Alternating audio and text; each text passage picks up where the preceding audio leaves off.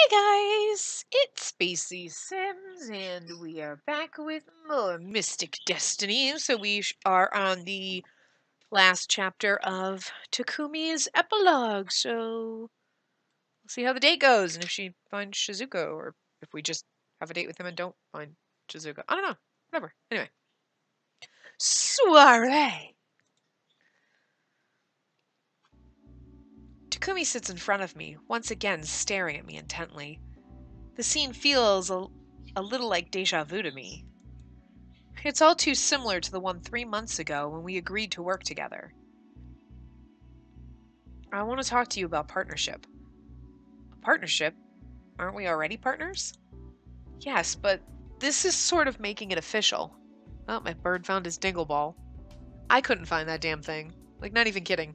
He was playing with them and then he lost it and I couldn't figure out where it was. Well, he found it. Okay. But anyway, sorry, I could just hear it dingling. In a totally not marriage way. Then, like a business? Yes, I want to make you an official partner of a part of RI investigations. I mean, we'll probably have to start calling it something different. Takumi lowers his voice to a mumble. Unless, you did marry me or something. My eyes go wide in surprise. Really? Takumi, you mean it? I mean about the job. Of course. I mean, I trust you, and I love you. So why not? Smiling, I reply without needing even a second to think. But of course I will. Our new business together, Black Cat Investigations, is doing well. Better than I could have hoped at first. We do actually make quite a bit of money off it, since the jobs are dangerous. And I found that although it's a sad fact, humans often feel more comfortable trusting other humans over supernaturals. Not that I'm actually human.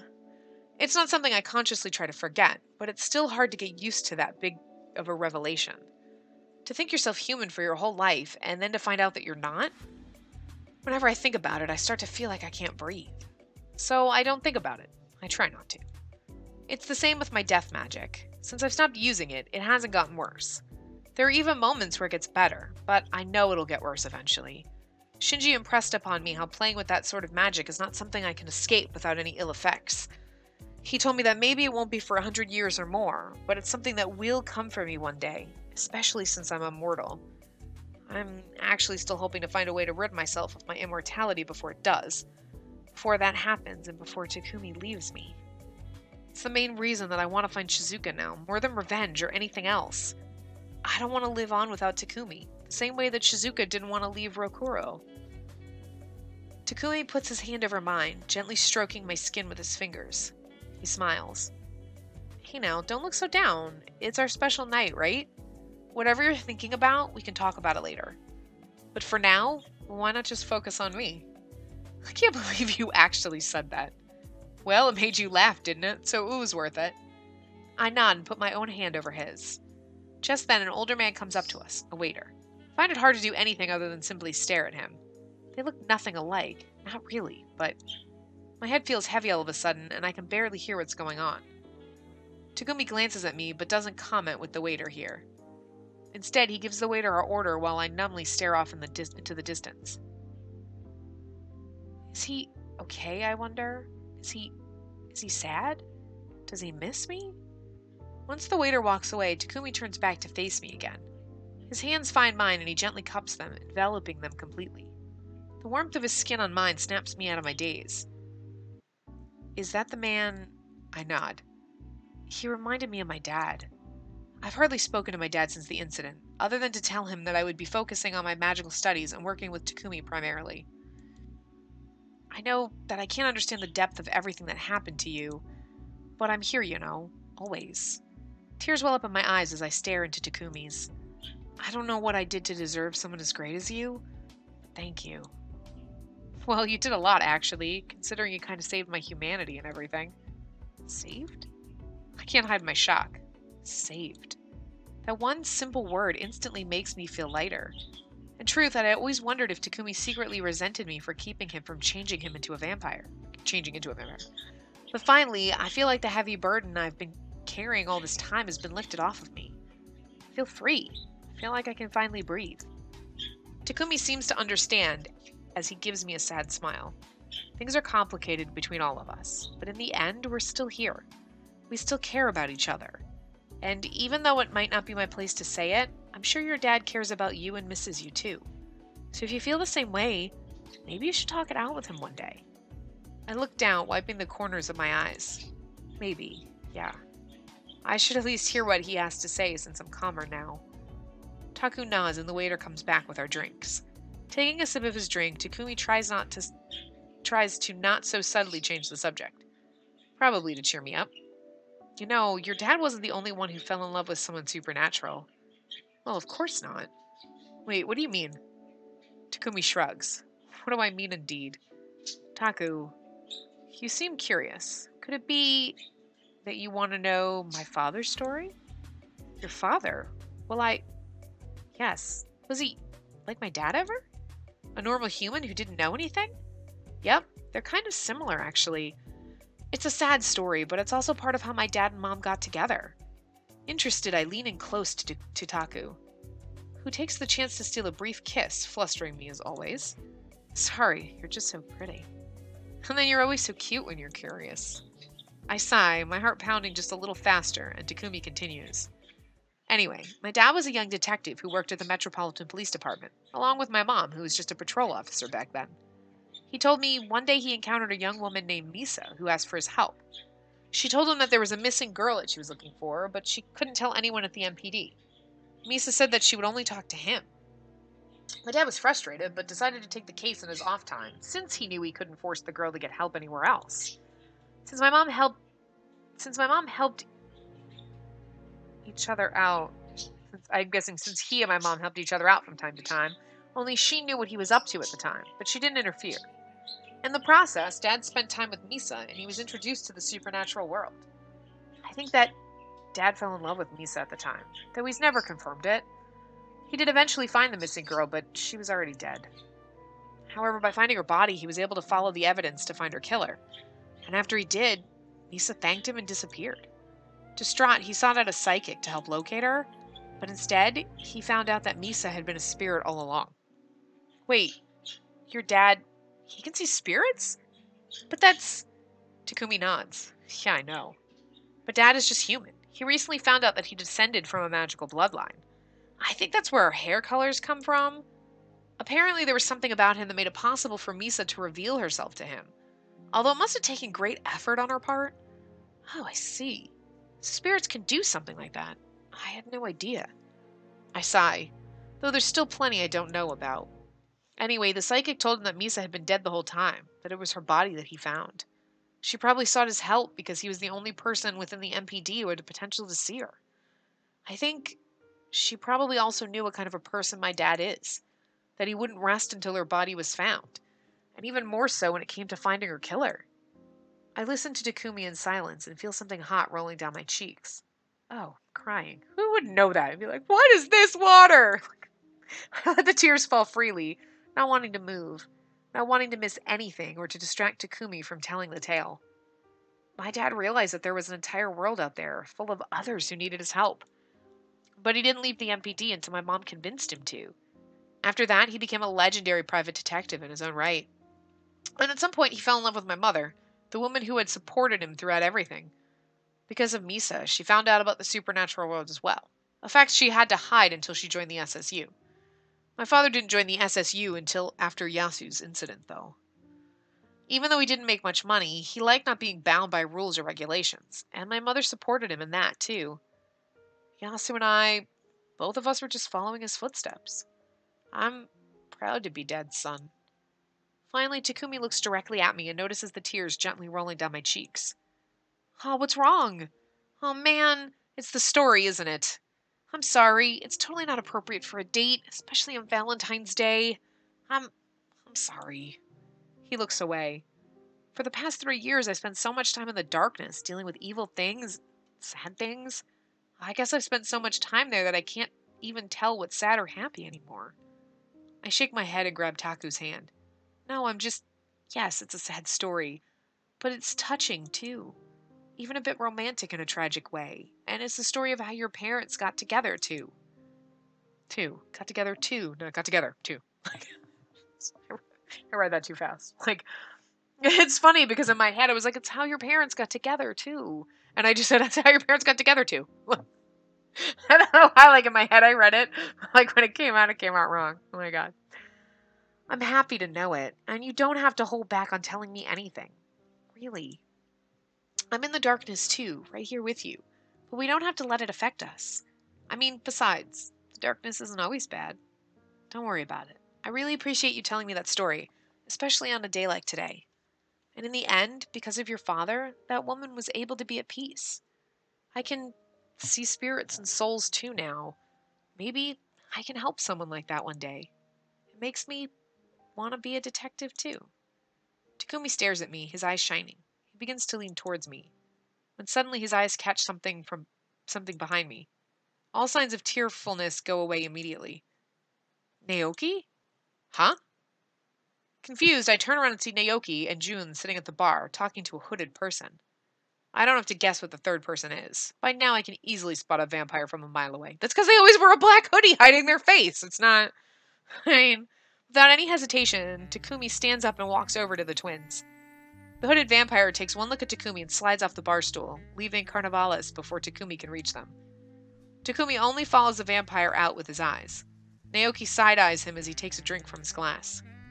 Takumi sits on the bar stool next to them, and I finally get up and follow him, doing the same. What do you want? No, let me guess. Information. June snorts. That's all they ever want. Are you good for anything else? Truthfully, I'm indeed good for very little else. But it doesn't seem like a prudent way to treat someone you want information from. I'm even a little disappointed in you, Detective R.I. Yeah, what the hell? Takumi seems to have something against vampires, the Akoras in particular. Which is understandable, but it's something we should probably work on. Takumi sighs. You're right, I'm sorry. Naoki stands up and puts down his glass. It doesn't matter to me, but I've just thought of a use for you. If you want my information, there's always a price to pay. Although I cannot guarantee I'll know what you're seeking, or tell you even if I do. If you want the mere chance at my information, then you can accompany as my backup to the place we're headed to. Miyuki looks at me. You and the sorceress, yes. That should be sufficient enough. At the very least, you can serve as distractions. Sufficient for what? I mean, we're having a date. That's your prerogative. If you want my information, you'll help me now. Or go find someone else. In any case, I'm going to a party tonight. You? At a party? Yes? I have no interest in drinking or mingling with strangers, but I have heard that a certain powerful man will be there. And... Naoki looks at June. I have certain matters to discuss with him. A fight could break out, and I don't know who will be at the party. My life is of little consequence, but since Junichi is insisting upon coming, I would appreciate the help so that he has a diminished risk of injury. Even if the help is only being fodder, which may well happen. So I'll leave it up to you, but I'm leaving now. Takumi looks at me, and I know he's weighing the risk to me versus the information we need about Shizuka. I give him a faint nod. Where is the party? The party is at a certain Julius Caro's manor. You may have heard of him. As for the party, it's charity gala, I'm told. Naoki eyes us briefly. You already look dressed to go, so you shouldn't have any issues getting in if you say you're with me. And you can just get in so easily. You're not the only one who's asked me for favors. Anyway, I've wasted enough time with this, so make your decision and meet me at the manor, if that's what you decide to do. With this, Naoki walks off and June follows. Takumi looks at me and sighs. Can we ever have a normal, not dangerous night? I don't know about you, but I knew what I signed up for when I decided to stay with you. So this is all part of the package. Takumi smiles back at me and places a hand on my cheek. Quickly, though, he turns very serious. This is our only way of having a chance at your information, if even Aurelia couldn't find more. So, let's go. The manor turned out to be deep in the mountainside and seemed pretty secluded, so it took us an hour just to get here. Thankfully, Takumi ordered a taxi so that I wouldn't have to ride in formal wear in the back of a scooter or on public transit, to which I'm more than grateful for. While Takumi is busy talking to the butler, I take the chance to look around and evaluate our surroundings. Look, just let us in. I already told you we were with Naoki Okura. It's a big place. Just the fact that there's even a ballroom says as much. Decor is fancy, but tasteful. Not overdone, so this Caro guy is unlikely to be new money. I heard you the first 5 times, sir, but anyone can claim they are with someone. Over the butler's shoulder, I try to casually check out what guests I can see. I've been practicing at getting a feel for people, but I wonder if I can guess which one is the owner. You are not on the guest list, and I was not notified of your arrival beforehand. So please, sir, if you So this is the holdup. Naoki appears from within the depths of the manor, and I somehow managed to stop myself from jumping out of my skin. I was so focused on the other guests that I didn't notice him walking up to us. I didn't notice June either, who, as always, is standing at his brother's side, not looking very pleased to see us. What is it? I'm still... like you... something. Naoki turns to the butler, and I could swear I see the butler almost stumble backwards at his cold expression. Although that just seems to be the default Naoki. These 2 are with me. Of course, sir. Your companions may enter. He rushes to get out of her way, somehow managing to still look dignified even in his sudden escape. Once fully in, Naoki, June, Takumi, and I walk together and talk. So you actually came. You must be quite desperate for this information to risk yourself and your girlfriend. Girlfriend? Come on! You've been together 2 months. You're his girlfriend. Wait, what am I getting flustered for? I am Takumi's girlfriend. It's just weird hearing it from Naoki for some reason. Oh my god. Unlike me, however, Takumi doesn't miss a beat. It's not much of a risk when I won't let anything happen to her. Besides, you're right. We do need this information. Naoki stops walking and turns to us, all the while eyeing the ballroom full of people. Well, now you've got me curious. What could this be about that you need to come and risk your safety? His eyes momentarily drift to me. Could it be about the last sorceress? If so, while I do know the legends, I would say I don't know.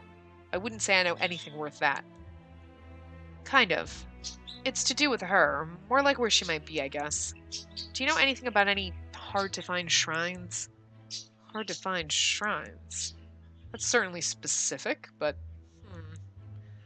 After a few moments, Naoki finally speaks again. Oh, well, one particular shrine comes to mind. It has never been found, and there's next to no information on it. That must be it, then. I have no reason to give you the information right now, though. You could just run out, and I haven't spotted who I'm looking for yet. I almost pout in disappointment. Damn, we're so close to the truth, I can feel it! Look, we're not gonna run. Maybe our words don't mean much, but it's not like you don't know where we work and live. You could easily hunt us down. That is true, but it's unnecessary to plead your case anyway. Takumi and I look at each other and hopes the other understands what's going on. Probably not. I don't know enough about it to risk your lives on it. It wouldn't be a fair trade. All I know is that it's said to be called the Shiki Shrine. It certainly seems like a place a sorceress who didn't want to be found would go, considering hardly anyone knows of its existence. But that's all I can tell you about it. You need to find someone who knows even more than me, and you'll be hard-pressed to do that. June sighs. I know someone. He's probably the only person that knows more than Neo, but... well, he might know. His eyes dart toward the crowds of people. I saw him earlier, so he's probably still here. June seems to be reluctant to tell us, although I can't tell if it's because it's us or if it's because of this other guy. Just, who is this person? Probably one of the best information brokers out there. Galen! Aurelia's got nothing on his network of information database. Not by a long shot. Really? Someone like that just happens to be here? How convenient. Sometimes I wonder if my life isn't just some story. Ha! But if so, then the writers really need to give me a break. Ha! He's the owner of a coffee house downtown, though that's mostly a front. I knew it. It is Galen. Oh, fabulous! We got to be Galen! I love how I gave him this accent like this. And then he turns out to be like the know-it-all and like kind of shady and like he should not have a voice like that. It's just contradictory to who he is, but it's great anyway. Or maybe just a hobby. Never know with that guy. Him? The owner of Veritas? Yeah, He's expensive, so he uses the place to launder money. My guess, anyway. Not like you'd ever confirm anything. I guess it explains why I've always thought something was off about him. He definitely isn't normal. Didn't think I'd ever say this, but thanks. Thank you, both of you. I give them a small bow. Nao nods his head almost imperceptibly, and June actually nods too, albeit with some great reluctance. With that, Takumi pulls me away from the vampire twins, and I notice that Naoki goes back to scanning the crowd with June. I don't know why June decided to help us, but I'll take it as a sign of hope for less tense interactions in the future. If he's here, then we've just got to find long, fiery, epic hair. That shouldn't be too hard in Japan. Long, fiery, epic hair. Just what does this strange character look like? Can you tell me about him? Takumi continues looking around the ballroom through the throngs of people. Owner of a fancy coffee house in the upscale district of Chawa. Long reddish hair, green eyes, an oppressive presence, and known for having a quirky personality. Shinji's boss. Last name unknown, age unknown, species unknown. I can't help but giggle at Takumi's factual way of answering. Alright, thanks, Detective R.I. Within a few moments, it feels like we've looked all over the ballroom, but there are so many people here that we can't seem to find him. I let out a big sigh when I suddenly hear a female voice calling Takumi's name. Takumi, why are you here? I kind of did it in her voice slightly, and it was her. We turn around together and see Mrs. Yukamura of all people standing there, looking dazzling in her pure white gown. Mrs. Yukamura, what are you doing here? Chisaki smiles. Well, I am the leader of the Yukamura family. I would think I should be asking the young detective why he's attending a gala with his... Is she your girlfriend yet, then? Yep. Chisaki claps her hands together. Oh, I'm so happy for you, for both of you. I knew it would happen. I'm never wrong about these things. I fucking love her. She is such a, chipper little piece, isn't she? I feel strange to see someone so enthusiastic about Takumi and I being together. I try to ignore my burning cheeks and look away to avoid feeling any more like I'm going to die of embarrassment. That's when I see it. Someone's standing a little ways behind Chisaki. Someone with fiery red hair. As if reading my thoughts, Chisaki twirls around and pulls the red-haired man forward, her gloved hand wrapping around his arm. Immediately, I'm struck by how tall he is. More than that, his whole presence seems to completely dominate the room, and yet he still remains unnoticed. How is he still just wearing his normal gear? He's at a fucking gala ball. He should be, dressed up. I expect to see him in a green suit. Oh, I was just chatting with my dearest gal here. He's always the most entertaining man at a party, I guarantee you. You flatter me, Chi. His vivid green eyes suddenly snap to us, and I find myself too mesmerized to move. Now then, you two don't seem to be the ball-going types. We're not. We came here to get some info, though our source didn't pan out. Is that so? June did say that you might know something, though. Takumi glances at Chisaki, hesitant to speak with her there. Chisaki, dear, isn't that your husband looking like a lost lamb by the entrance? Chisaki turns her attention towards the door, and her eyes widen as they land on a thin man with glasses. Haruki! He made it after all! Ugh, but why is he still wearing that? That won't do at all. Chisaki turns back to us and gives us a slight bow. If you'll excuse me, I must go greet my husband before he gets completely lost. And with that, Chisaki glides away, leaving the three of us standing in silence. Galen looks at Takumi, but doesn't say anything. Takumi seems to get the hint, though, and starts to explain why we're looking for him. Once Takumi finishes the explanation, Galen's whole demeanor shifts into something more serious. So you're looking for this Shiki shrine. His eyes dart to me for just a moment. And for the last sorceress of legend. Yes. And do you expect that information to come for free? Well, no. Even Naoki wanted something in return. Takumi silently eyes Galen for a second before stepping just a little closer to him. If we're talking price here, that means you do know something. Or is that you just trying to cheat us out of money? Takumi, what are you doing? The air feels heavy. A shiver runs down my spine at the look in Galen's eyes. Friend to Shinji you may be, but do not mock me, child. Now offer me something worth my while, or leave. Oh no. What do we even offer a man who already earns what must be millions? I see. So you have nothing for me. No, wait, please. Shizuka is my mother. I'm trying to find her. No, that's not entirely accurate. She's the alchemist who created me and cursed me with these powers I never wanted, and this, what used to be her curse of immortality. I'm trying to find her so I can get some answers from her, at least. Ah, an interesting tale. One I haven't heard before. You've amused me. Giving me a story I haven't heard before is something few manage.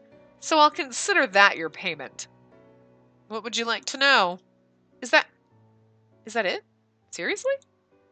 I glanced at Takumi, who seems to be just as surprised as me. Well, I'm definitely not going to question this turn of events, just in case he changes his mind. Thank you, writers! Oh, thank God the people who were writing the story gave me a break. What do you know about Shiki Shrine? It's the place outside of any realm, outside of time, therefore almost impossible to find. Great, just great. She had to go hide in some impossible place. It was once home and sanctuary for sorcerers. As they were hated and hunted by the gods, they needed a place where none could reach them. Just what kind of life did they lead before? Hated by the gods themselves? There aren't any records of how Shiki Shrine came to be. As far as anyone knows, it has always been and always will be. How do we even reach a place like that? Shizuka must have, so there's got to be some secret to it. Records suggest that only a sorcerer can find it in their time of need. Oh my god, it's the room of fucking requirement. Galen looks at me. So it would be a fair guess to say that only you might be able to find it, Anara. But how do I do that? You're the sorceress. Figure it out. Gee, thanks. Is there anything else? No, that's all.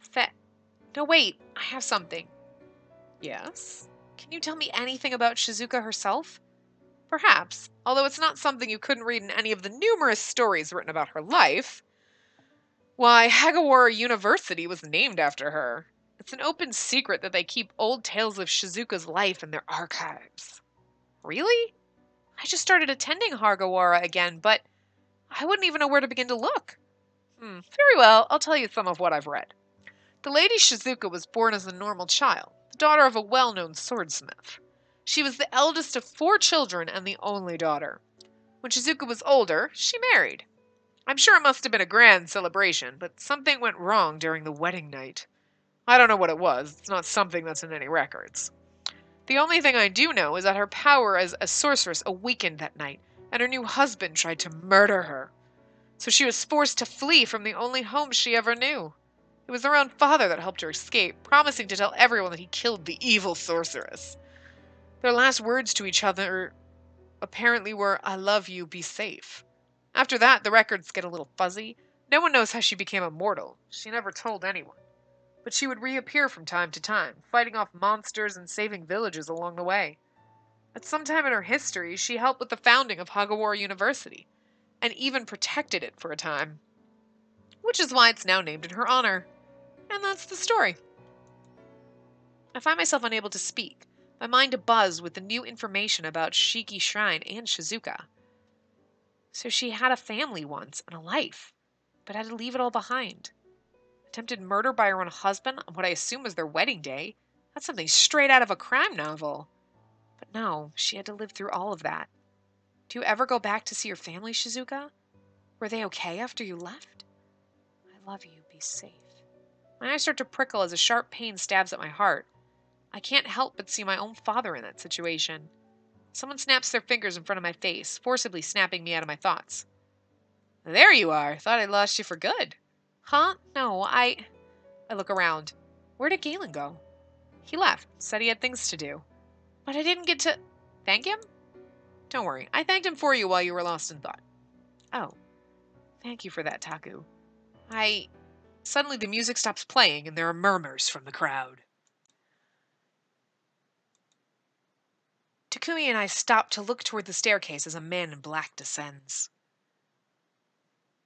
Presenting Lord of the Manor and host of tonight's charity gala, Julius Caro. I don't think that's how he did the butler's voice the last time. Okay, sorry. My headphone cord was like wrapped around my chair. Seeing the beautiful man, I forget how to breathe. Whoever I thought the owner of this place might be, this wasn't it. Although this certainly doesn't disappoint. Is this what a god looks like? As he reaches the end of the steps, I frown. I stopped before the death magic spread too much. But that means I don't see people's auras the way that Shinji does. I only get vague feelings about them that I usually can't place. I squint at Julius. There's something about him. Something strange. There's like no music in this. I don't know. It's almost like the smell of death that necromancers have, but all too different to be it. I can barely understand it, much less explain it. But to me, he feels like both life and death, mixed together in a beautiful yet melancholy symphony. Like beautiful music that makes you want to cry, even though you're not quite sure why. But he smells like death. I don't know. So it doesn't sound sexy. I blink away the tears and watch him leave. Oh, I spaced out again. I didn't hear what he said at all. Once Julius leaves, the orchestra begins to play a new, much slower song than before, and Takumi turns to me and holds out his hand. I know we're working, but we're still on a date, too. Care to dance, Dollface? We're at a ball, yet somehow I didn't expect this particular turn of events. I graciously take his hand. Dollface. I had no idea this was 1940s America. Takumi pulls me out to the dance floor. Well, I am a detective. Truthfully, I've been wanting to say that for a long time. I know who to... Come on. Dollface. I'd probably swoon if someone called me Dollface. I'm not even kidding. I position myself with one hand around his back and push his other hand upward in a formal ballroom stance. But surprisingly, Takumi blushes and looks away. I blink. What is it? You were the one who asked to dance. And now you're getting embarrassed after teasing me all day? Takumi continues to blush without saying a word. I sigh, then smile at him. He can be so cute sometimes. You don't know how to dance, do you? When would I have had the time for dancing? And yet you asked. Well, never fear. Being the daughter of a wealthy CEO can come in handy occasionally. I'll lead, you follow. But the song is very slow. I don't think you'll have to worry. We don't have to do anything complex. I think it's funny that it's like there's structure to it. It's like sometimes, I mean, I guess if there's a certain type of dance, but I guess most of the time, even if you're going to like a party or something, it's just slow dancing. You don't have to like, you're not like dancing like it's fucking like Victorian times where it's like, oh, we have certain dances that we do. And like, oh, you fucked up the move. This isn't the tango or anything like that. This isn't Dancing with the Stars. Honey, you just go for it. Takumi finally looks at me and his lips twist into a devious smile. I'm quick at picking stuff up, so you never know. I might surprise you. We begin to move and sway to the music. Despite Takumi's lack of dancing experience, our bodies move like one. Even that enough that it makes me question his supposed lack of skill. You're just good together, that's all. Look how beautiful the windows look, like the detail in the windows and then like the stars outside. I don't know, it just looks really pretty. The only thing that gives it away is a stiff form, but eventually that goes away. Takumi's body relaxes from the nervous and stiff position he was holding, and I let out a small sigh. I lie my head on his shoulder while still holding his hand. My mind automatically drifts to what Galen had told me earlier. Even though I only got the bare bones of her life story, it's given me more insight into Shizuka than ever before. For the first time, I know some part of the whole truth about her and what she went through. We've been through so much to get to this point, and I never dreamed that I'd actually fall in love with Takumi of all people. There's so much that's still uncertain. Hell, the next time we go to work, we might not come back. But I know that this is what Takumi is supposed to do, his chosen destiny. And I want to support him in it, no matter how tough it is. I've come to enjoy helping people too, and being at his side. I hear his voice, soft and gentle in my ear. Inara? I look up at him as he looks down at me, a tender smile adorning his face. He starts to lean down, until a gunshot resounds through the ballroom. Fucking serious? Like, we're gonna have a beautiful kiss. Gunshots! What the frick? Takumi immediately pulls me close to him, and we both look around as the crowd begins to scream and flee around us. Seriously? A gun? Here? As the crowd thins out, two men are revealed. Two men neither of us expected to see. Yasu and Jinsol. Jinsol stands holding his stomach, glaring up at the balcony, while Yasu holds him up to keep him from falling. Takumi's eyes go wide with shock when he sees his brother and the blood dripping from Jinsol's hand. We follow their line of sight to the last person we ever expected to see again. Azucena stands there on the second floor balcony with her gun still smoking in her hand. Jinsol's pissed off shouts ring well above the screaming crowd. How dare you shoot in a crowd? There are innocents here! Oh god, what the hell? She's supposed to be in prison! Am I dreaming? Yes, as I noticed. If they weren't in the way, I would have had a perfect kill shot. Azucena raises her gun again, but a red blur speeds at her.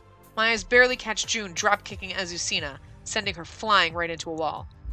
Azucena hits the wall with a loud thump, and her gun clatters to the ground, sliding away from her.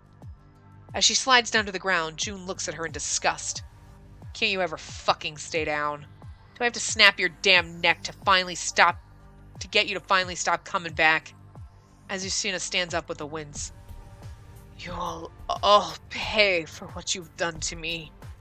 Even if I die, Kenzo will tear you apart. She eyes her gun and makes a move for it. But at the last second, she turns around, kicks one of the windows open, and jumps out. June growls in pure hatred and rushes right after her. Only a blue blur tells me that Naoki runs after his brother, both of them escaping through the window. I turn back toward Yasu and Jinsol and see that a tiny person is running towards us against the exiting crowd. Even Aurelia is here? Taking a glance at Yasu and Jinsol, who's now doubled over on his knees, she turns and goes to them. I look at Takumi, who is staring at where Azucena used to be with gritted teeth. I don't have to be a mind reader to know that he wants to chase after her. For that exact reason, I put my arms around his waist from behind, keeping him from going anywhere. I lean around him, looking up into his angry face, but he won't look at me. If anyone can catch her, those two can. We don't want to get in the middle of a fight between vampires and demons. We need to focus on what we can do now.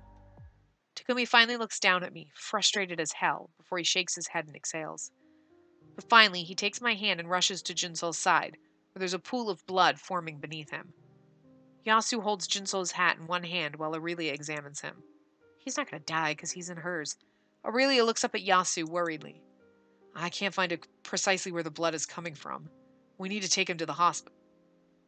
That's not supposed to be Azucena. That's supposed to be her. You got that wrong. Okay, sorry. Shit, I should have covered for him. Yasu looks paler than usual as he looks down at the wounded Jinsol. He'll be fine though, right? I can try to heal him, but the bullet is definitely inside him still anyway. If only I'd found that bitch sooner. It wasn't anyone's fault. I'm just glad it was me and no one else. Don't be an idiot. If anyone should have gotten hit, it's me. I should have moved to intercept the bullet. We didn't know. She surprised us. I'm sorry. She is a powerful demon. Can't discount her reflexes either. And now I don't have to feel guilty. Hush. This is no time to be arguing who should have been shot. It would have been nice if no one had been. So just be quiet and save your strength. We have to be careful moving him. It would be ideal if we could teleport there. Everyone's eyes drift to me and I swallow. I know what they want me to do, but I'm not sure if I can do it without relying on death magic. I'll be fine. I can make it there. Been in worse shape than this. I shake my head, snapping myself out of any and all doubt. No, I'll do it. I can do it. Taku looks worriedly at me. You sure? I nod and walk over to Jinsol, locking eyes with Taku. He smiles and gives me a nod. I'd say good luck, but you don't need it. I place one hand on Jinsol and take a deep breath. I can do this. I'll see you at Aurelia's. I close my eyes and concentrate on pulling on the magic around us, creating a shift in the fabric of space. I tug at it with my own magic and something pulls back at me. I walk into Aurelia's oft-borrowed guest bedroom, completely exhausted. I kick off my heels and fall face forward into bed, unfortunately probably smearing lipstick all over the covers. I stare outside at the single large window in the room, the full moon's light streaming in through the window.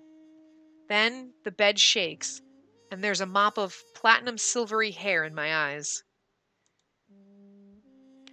I push the hair away to see Taku lying in the bed, facing me, only centimeters from my face. His hair always looks so ethereal, wreathed in the moonlight. His violet eyes search mine, looking worried. No, not his pout. It always gets me. Takumi speaks just above a whisper. How's Jinsol? I think he'll be okay. The doctor said it wouldn't be a risky procedure to remove the bullet. I just can't believe Azucena broke out. Yasu went ahead to the hospital, so Aurelia and I caught up with Naoki and June. Well, I say it like it was easy. Like we both did, but really it was just Aurelia who managed to catch them. It seems that Azucena somehow managed to elude them. Probably had help from someone else. Turns out Jinsol was there to track down Del Bosque, who obviously broke out somehow. And Yasu came because he thought he might get another bounty. Aurelia apparently heard about all of this and wasn't keen on waiting for Azucena to burst through her door, so she was there to make sure Del Bosque was caught again. And Naoki was at the party looking for Kenzo Okura, Azucena's lover. What? Why would a mob boss be at a charity gala? I'm not entirely sure, but the good professor was convinced he would be. What did he want with him? Aren't they family? Apparently not, in a close sense. The Okuras were a big family.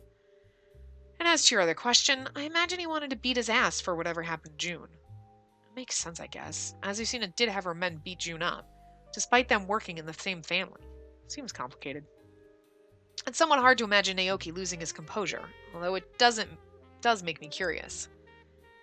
They do seem really close, so is that why Azucena was there then? Do you think Kenzo had something to do with her escape? Most likely. Takumi sighs. I don't know how we ended up with half the criminals, information brokers and cops in Yoru at a ball, but it seems like we can't escape them. Can't imagine what that Karo guy thought when he came back to screaming people and blood all over his ballroom floor. It's a shame it happened when he's just trying to do something good. And again, maybe he needs to be more selective about who he lets in. Yeah. I sigh and close my eyes for a moment. Are you okay? Yeah, just tired. It's been a rough 2 days. I didn't want Valentine's Day to turn out like this. I'm sorry. It's not like it's your fault. I mean, shit happens. True, but this isn't normal shit. This is the kind of shit that happens when you're around someone like... I sit up with a glare. Don't say it. Don't you dare say it. Irritated as hell, I get out of bed and go to the window instead. Despite the beautiful skyline outside, inside I'm beyond fuming. Takumi seems to bring this up at least once a week. When is he going to accept my choice to be with him? When is he going to stop blaming himself like this wasn't my decision? I know this life is hard. I know it's not ideal, but I'm the one who chose it. I'm glaring out the window when I feel warm hands on my shoulders. I'm spun around, face to face with Takumi's piercing eyes. If you've got something to say, you should just say it.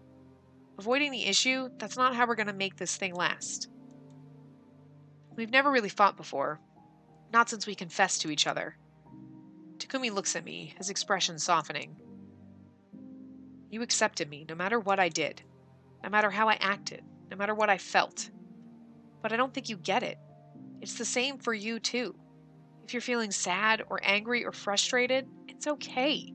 Not everything is happy all the time. Not everything is okay all the time. It's okay to just feel. You don't need to apologize for your feelings, and you don't need to keep them to yourself. Not with me. So just let it out. With Takumi's kind words, I find myself realizing that I had been afraid. Afraid of ruining things and chasing Takumi away again. That I'd been so worried to lose him again that I never really talked any of my feelings out with him. So now I try to gather the words. At first it's difficult, but I'm upset with you because you won't accept my decision to be with you. I mean, even if it's dangerous, you told me you would accept me as your partner. But you're always trying to protect me. Me, who is immortal. Me, who isn't even human. And then you have the nerve to feel guilty as if you dragged me into this in the first place. I may not have been able to choose what I am, or the power Shizuka forced on me, but I choose this life. Because I choose you, and everything that comes with you. I want you to finally understand that. Nothing's too much if it means supporting you, helping you, being with you. I'm shocked when I see tears forming at the corner of Takumi's eyes. My God, was I too harsh? I'm sorry, Taku, I didn't... Takumi interrupts me by pulling me into a tight hug. No, I told you that you didn't need to apologize for your feelings. And I meant it. I'm so happy. This is like the longest part ever. I'm so grateful for you. I'm so thankful for you. You're so precious to me. The life I lead, it isn't easy being by my side. You could walk away at any time and I wouldn't blame you, but you're still... Takumi seems to be unable to speak, but I think I can understand his feelings as his body shakes with emotion. I think I can understand his intent as his tears gently fall into my hair. I finally relaxed, realizing that Takumi didn't say those things because he didn't trust me, but that he felt guilty and afraid of losing me too. We stay like this for a little while before I finally pull back. I look at his hopelessly cute, tear-stricken face in the moonlight and wipe away his tears. You don't want to spend the night like this, do you? Then ever so slowly, my lips meet his soft ones. The kiss is gentle but firm, as if communicating our feelings for each other. But then the kiss turns deeper. I'm not reading this. More passionate, and I feel Taku's hand sliding up my thigh, where the slit in my dress is. I let Takumi press my back into the cold window as I wrap my legs around him, and he picks me up, still kissing me. Although the nights can be scary, although they can be dark and cold, there is another side to the night, one so filled with passion and warmth that, as it envelops you, it makes you feel like you're the only two souls in the world. I reaffirm my decision in my mind. Even just one night like this makes all the painful ones worth it. Even just one night with him would be worth risking everything for. And I know now in my heart that Takumi feels the same way. That we'll always brave the night together, come whatever may. Oh, beautiful. Anyway, so that's that. And so we have all of Takumi's pictures now in the gallery. Yeah, cool. So, I have no idea when Hikaru's route's coming out, so it's probably going to be a little while. I don't think it will be out in the next couple of weeks, so we'll just, when it comes out, we'll start it, so you'll know when it's out because we'll play it, but yeah, anyway, and woohoo! Today, the day that this is posting, is my 2-year anniversary on YouTube, so that's kind of sad that it's, woo, we're wrapping up this is 2 years, and this is the last part of Mystic Destinies for a while, so anyway, I hope you enjoyed this extra long part. I will see you guys next time. Remember to give the video a big thumbs up and subscribe to see more.